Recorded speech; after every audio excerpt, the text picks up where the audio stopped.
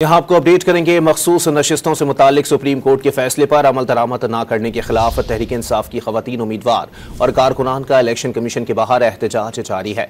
मजीद जानते हैं don news के नुमाइंदे अब्दुल्ला मोहम्मद से। अब्दुल्ला, मजीद बताइएगा।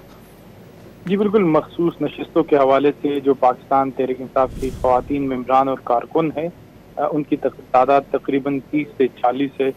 वो इलेक्शन कमीशन पाकिस्तान के बाहर एहतजाज कर रहे हैं और इस एहतजाज की सरबराही जो है वो कंवल शाहज़ोब जो साबिक़ मेंबर कौमी असम्बली है और इस मखसूस नशिस्तों में पाकिस्तान तहरीक इंसाफ की उम्मीदवार भी है, वो इसकी सरबराही कर रही है। और इसके साथ साथ पुलिस की बारी नफरी भी इलेक्शन कमीशन के बाहर तैनात है। पाकिस्तान तहरीक इंसाफ की खवातीन जो है यहाँ पर एहतजाज कर रही है और जो चीफ इलेक्शन कमिश्नर है सिकंदर सुल्तान राजा, उनके खिलाफ भी वो नाराबाजी कर रही है और उनका मुतालबा है कि सुप्रीम कोर्ट ने मखसूस नशिस्तों का जो केस है उनको वाज़ेह किया कि पाकिस्तान तहरीक इंसाफ और सुन्नी इत्तेहाद कौंसिल के हवाले से जो नशिस्तें है वो दी जाए, लेकिन चीफ इलेक्शन कमिश्नर उसमें जो है वो ताख़ीरी खरबे आजमा रहे हैं, तो इसलिए ये नशिस्तें जो है पाकिस्तान तहरीक इंसाफ को दी जाए। इनका मुतालबा है कि हमने चीफ इलेक्शन कमिश्नर से मिलने की कोशिश की, ताहम इलेक्शन कमीशन का जो सिक्योरिटी का अमला है वो उसको चीफ इलेक्शन कमिश्नर से मिलने नहीं दे रही थी।